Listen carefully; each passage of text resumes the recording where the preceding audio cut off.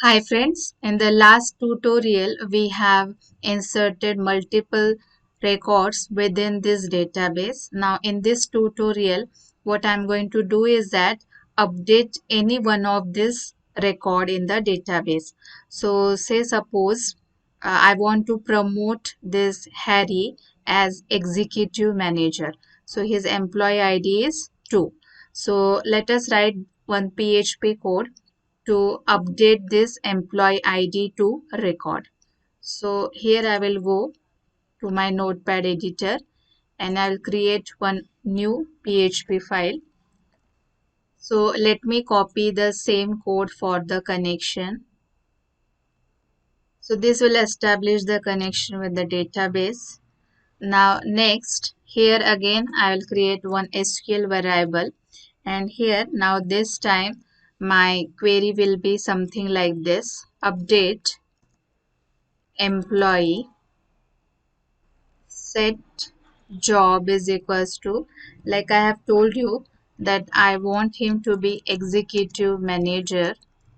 Now if I just leave my query up till here, so what will happen? All the jobs will be updated to executive manager, which I don't want. I only want to update the record of employee ID too. So hence I will use here where clause, and I will set here employee ID is equals to 2, so that only the record of second employee will be updated. Now next, as usual, I'll just use this MySQL query code, and here I will write record updated. Otherwise, the error will be displayed. So just save this, name the file as update record.php. Now let us go to our local host. Here just run our PHP file. So see here my record has been updated successfully. Now let us check the output in the database.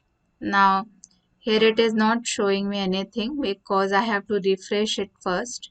So see here the job of the Harry has been updated to executive manager. So this is how you can update the records in the database. In the next tutorial, I will teach you how to delete records from the database.